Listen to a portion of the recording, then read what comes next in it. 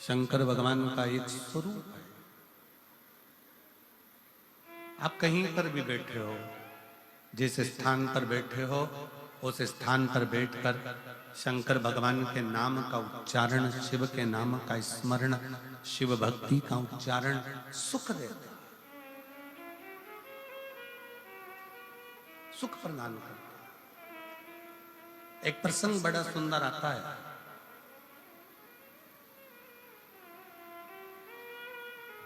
एक नेद्रु नाम के ऋषि हुए जिनके नेत्र नहीं थे।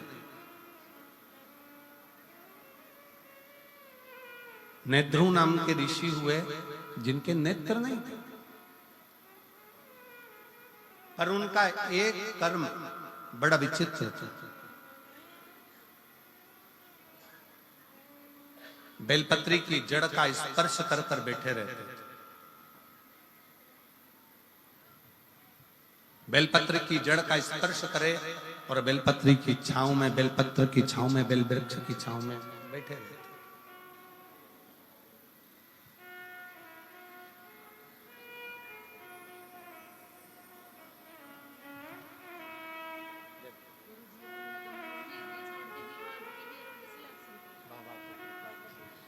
दीदी बोल रही हैं, हमने उम्मीद छोड़ दी थी कि बेटे की आवाज की भी और सिलेक्शन की भी, और बाबा ने आवाज भी दी और सिलेक्शन भी दिया।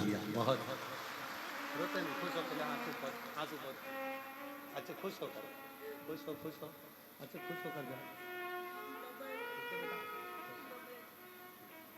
अच्छा खुश होकर जाओ, आंसू पोंछ के जाओ, आंसू पोंछ के जाओ, रोते नहीं जाओ, खुश होकर जाओ।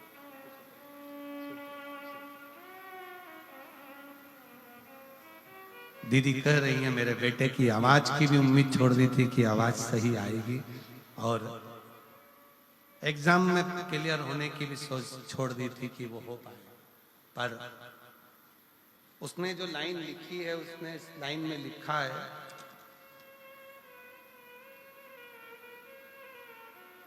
क्या सही में शिव महापुराण का पंडाल क्या शिव पुराण का पंडाल होता है? हमको तो लगता है कि यहाँ स्वयं शंकर अपनी हाजिरी बजाता है और झोली भर कर जाता है। स्वयं शिव देव। एक लाइन अच्छी लिखी है, आप और हम गुनगुना लेते हैं कि लुटा दिया भंडार काशी वाले ने, कर दिया माला माल काशी वाले ने, जो जैसी मावना लाया वो वैसा ही फल पाया, जो जैसी भावना लाया वो वैसा ही फल पाया, नहीं खाली उसे लौटाया वो मन ही मन हर्षाया, नहीं खाली उसे लौटाया वो मन ही मन हर्षाया, और कर दिया माला माल काशी वाले ने, लुटा दिया भंडार काशी वाले ने। जो जिस कामना से आता है, जिस भाव से आता है, बाबा उसको देकर जाता है, उसको देकर। और कांडा जी धन्यवाद, गोविंद जी आपको भी, गोपाल जी आपको भी, कि भक्तों की सुविधा के लिए आपने केवल एक दरवाजा नहीं, भक्तों की सुविधा के लिए तारा बाबा की कुटिया के सारे दरवाजे आप आने के लिए खोल देते हो उसके साथ। और इतनी खुशी हो रही थी, अभी हम जब गाड़ी में आ रहे थे तो माताएं आपस में बात कर रही थी कि हमेशा तो उत्थे का गेट, अब उसकी भाषा में कर रही थी, उत्थे का गेट चालू रेवे, पर अब के ना गोविंद ने, गोपाल ने अब क्या गजब का काम कर, ने सारा गेट खोल दिया, तो इसकी प्रसन्नता। एक तो तुम्हारी भाषा हमको भी बोलने में थोड़ी अटपटी हो जाती, तो ये शिव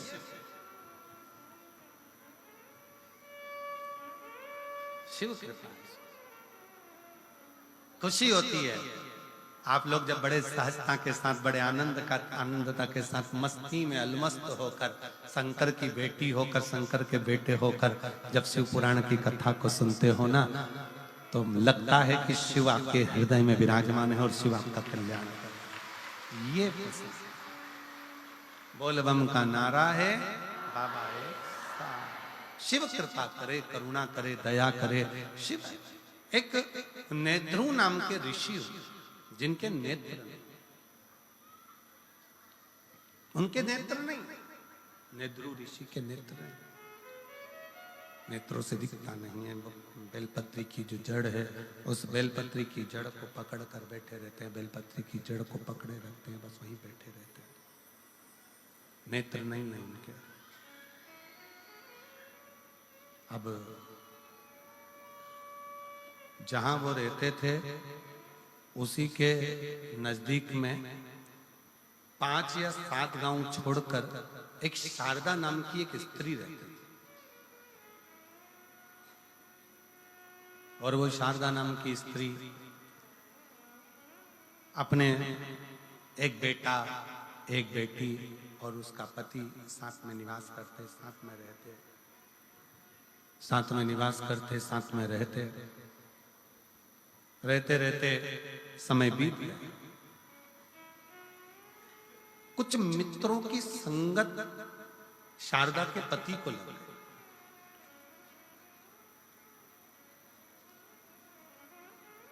कुछ मित्रों की संगत, और हमने पहले भी कथा में कहा, एक ताली, दूसरा थाली, तीसरा प्याली, ये व्यक्ति को बहुत जल्दी बर्बाद कर देती है। पहले नंबर पर ताली, प्रशंसा करने वाले अगर तुम्हारी प्रशंसा कर कर तुम्हें गलत काम में लगा रहे हैं तो तुम्हें बर्बादी की ओर लेकर जा।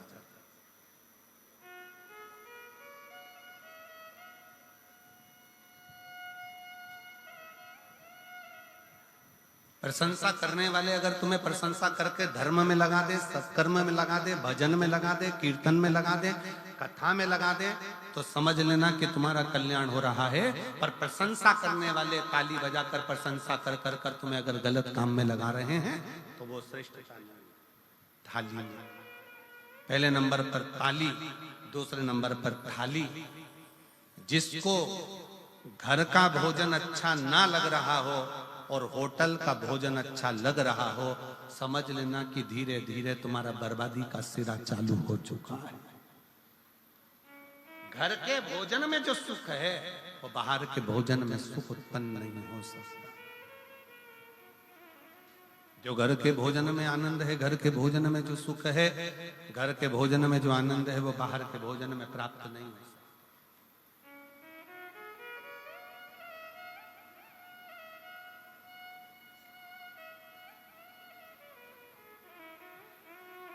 घर में जो भोजन बनाकर रखा उसमें श्रेष्ठता आई नहीं, संतुष्टि मिली नहीं, और बाहर का भोजन श्रेष्ठ लग रहा है, बर्बादी का सिरा।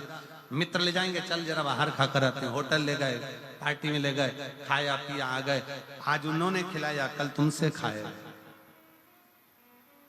फिर है प्याली मित्र, ताली, थाली, जम के बोलो प्याली।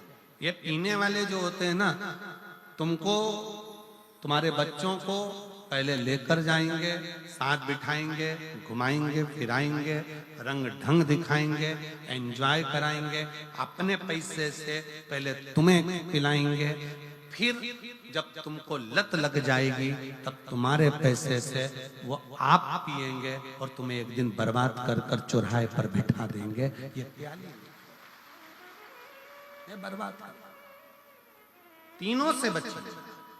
ताली प्रशंसा करने वालों से भी बचिए, थाली होटल का भोजन कराने वालों से, गलत भोजन कराने वालों से, मांसाहार कराने वालों से, वेश्यावृत्ति कराने वालों से, जुआ खेलने वालों से या अन्य व्यसनों में डूबने वालों से थोड़ा बचा।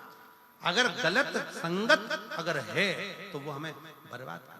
और कोई कहता है कि गुरुजी वो हमारे परिवार के लोग ऐसा कर्म कर दिया और वो ऐसा, तो हमारा निवेदन है ऐसा नहीं कि आप परिवार छोड़ दोगे, घर छोड़ दोगे, कुटुंब छोड़ दोगे। आप तो इतना करो ना कि पानी से मिट्टी और मिट्टी से पानी दोनों ही कीचड़ मचा रहे हैं, तो दोनों की दूरी ही श्रेष्ठ है, दोनों की दूरी श्रेष्ठ। आज के जमाने में किसी से कह दो भगवान की कथा सुनो, भजन सुनो, कीर्तन सुनो, मंत्र जाप सुनो, स्मरण करो, भगवान का भजन करो। अभी कोई उम्र है बुढ़ापे में करेंगे और मालूम पड़े बुढ़ापे में प्राण निकल गए, उससे पहले निपट गए, तो कोई भरोसा? पहले तो गारंटी भी थी कि 100 में जाओगे, आज के समय में तो खसक के 80 पे आ गए, और 80 में भी अभी कोई भरोसा नहीं है। चलते चलते लड़की, एक दुल्हन इंदौर में अपनी शादी में महिला संगीत में नाच रही थी और दुल्हन मर गई। अभी हमारे एक शाहपुर के पास में एक दूल्हा घोड़ी पर बैठा हुआ था, वीडियो देखा होगा आप लोगों ने, घोड़ी पर बैठा और दूल्हा घोड़ी पर बैठा और बस उतरने ही वाला था और प्राण छूट गए। जीवन का क्या ठिकाना है, किसको मालूम कौन की मृत्यु कब आएगी, कौन मरेगा कब, कैसे मरेगा, इसका ठिकाना है, किसको मालूम।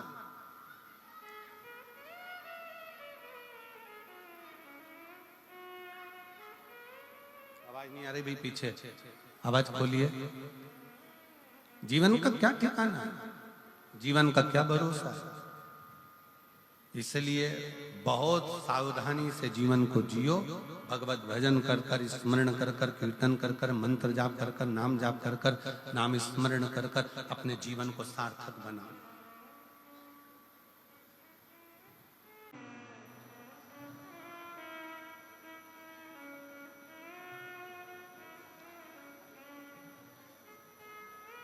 चांदनी रागनी गाओ,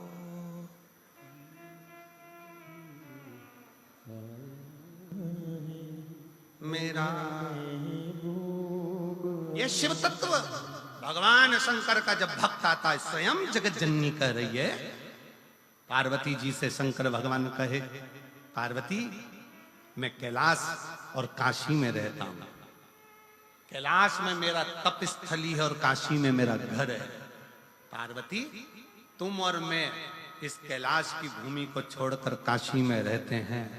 आपको मालूम है पार्वती, जब काशी में कोई मुर्दा आता है ना, कोई काशी में जब किसी का अंतिम संस्कार होता है तो देवता भी नगाड़े बजाकर उसका स्वागत करते हैं, नगाड़े बजाकर कि मेरे शंकर का कोई भक्त आ रहा। क्या अंतर है शिव के भक्त में और संसार के भक्त में, क्या अंतर है?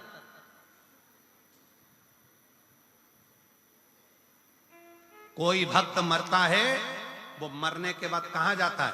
जम के बोलो, नरक की बैकुंठ? जम के बोलो जरा, बैकुंठ।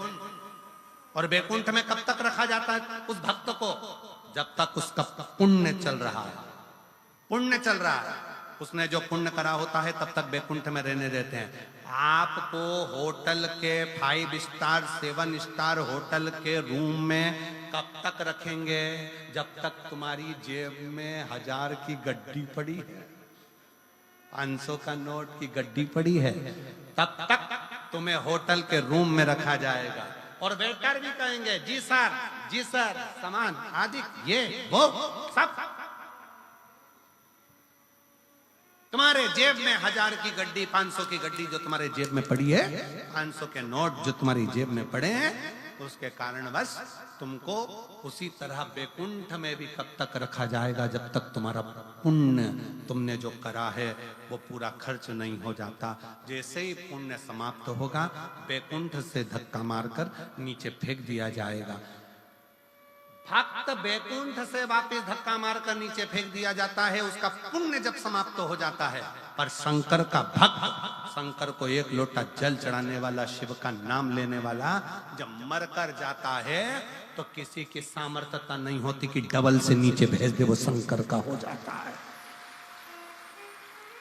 शिव के भक्त का दूसरा जन्म नहीं होता। पार्वती जी ने शंकर भगवान को कहा था, क्या काशी में जो मरा है, काशी में जिसके प्राण छूटे हैं, वो दूसरी बार जन्म लेगा? शंकर भगवान कहे, नहीं, मेरा भजन करने वाला, मेरा स्मरण करने वाला, मेरा मंत्र जाप करने वाला दूसरी बार जन्म नहीं। इसलिए सावधान, जितने भी सिरसा के रहवासी इस शिव महापुराण की कथा को सुन रहे हैं, आज कथा का कौन सा दिन है? तीसरा। कितने दिन की और बची? 4 दिन की।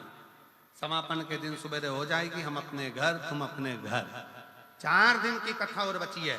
सिरसा वालों का भाग्य है कि कथा का रस तत्व ग्रहण करके अपने जीवन को उतारना और शंकर की भक्ति में ऐसे डूब जाना कि अगली बार जब बाबा अगर कथा कराए तो तुम्हारा भी पत्र यहाँ आए कि मेरे बाबा से मैंने मांगा था इसी पंडाल। और बहारो फूल, अरे गाओ गाओ। शिव का भक्त आया है,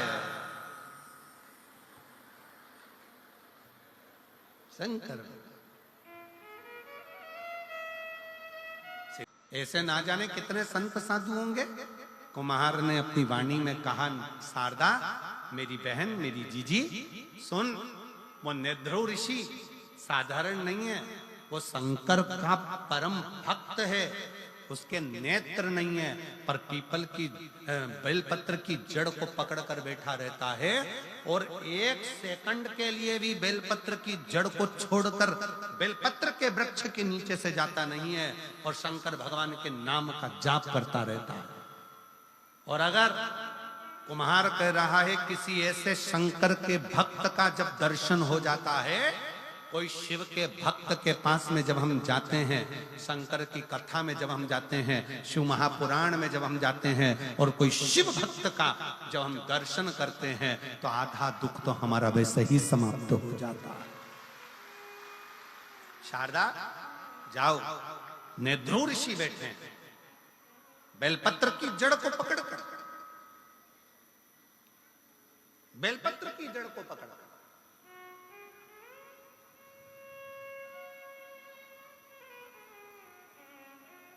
कितना सुंदर वर्णन किया है। जिसके उदर से जुड़ी हुई जो प्रॉब्लम रहती है, उदर में अगर कोई तकलीफें रहती, एक पत्र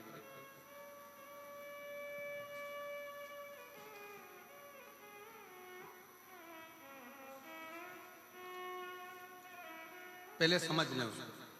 जिसके उदर में जो प्रॉब्लम रहती है, उदर से जुड़ी हुई, पेट से जुड़ी हुई, पेट में अगर कोई तकलीफ है, उदर से जुड़ी हुई तकलीफ है, बहुत सारी बीमारियां पेट से उत्पन्न होती हैं। तो वो अगर पेट से जुड़ी हुई कोई गांठ पड़ गई, बच्चादानी में गर्भस्थ कोई गठान आ गई, या पेट से जुड़ी हुई कोई प्रॉब्लम, या किसी स्त्री का गर्भ ठहरता है, अंदर ही मर जाता है, बच्चा पूरा बन नहीं पाता, डॉक्टर कह देते हैं कि इसका अबॉर्शन करा दो, उस समय पर बहुत ध्यान दीजिएगा कि बेलपत्र के वृक्ष के नीचे की मिट्टी, बेलपत्र के वृक्ष के नीचे की मिट्टी, उस मिट्टी का स्पर्श मात्र उसकी रज अगर पेट पर लगाना प्रारंभ करा जाए, या बेलपत्र के वृक्ष की मिट्टी को गीला कर कर अगर मस्तक पर तिलक भी करना प्रारंभ करा जाए, तो उधर से जुड़ी हुई प्रॉब्लम समाप्त होती चली जाती है, गांठ भी धीरे धीरे गलना प्रारंभ होता है।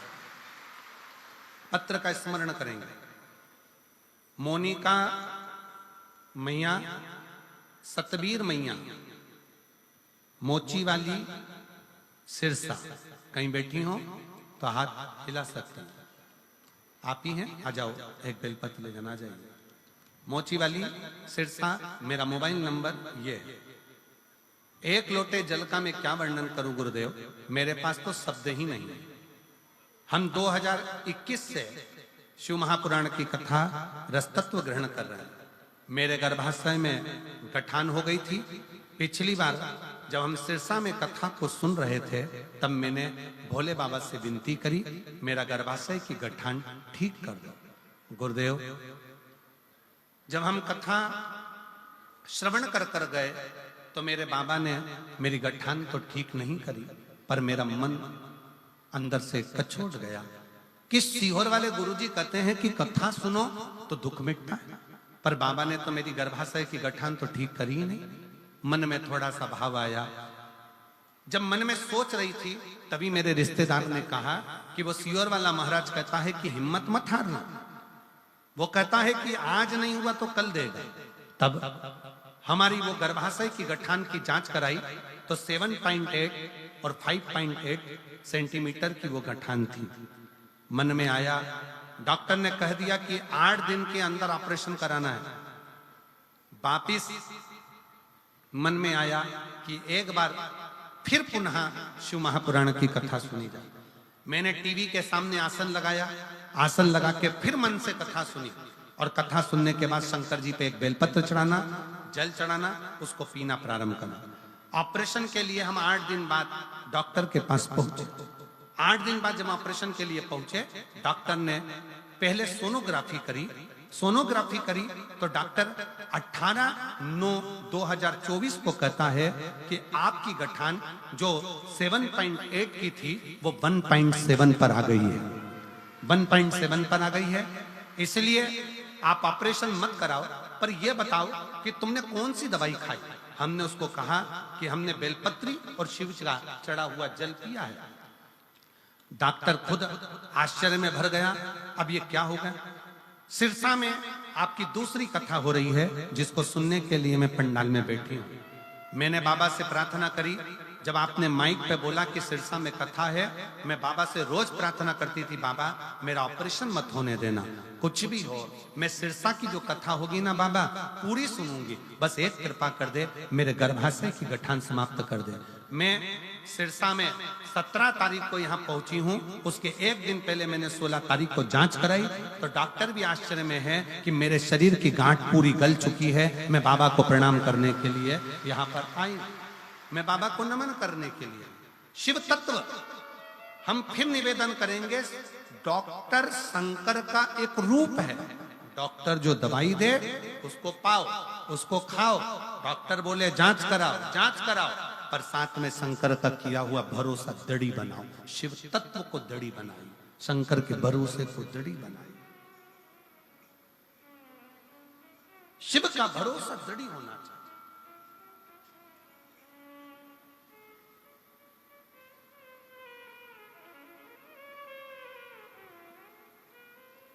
मेरे शंकर का किया गया भरोसा टूटेगा।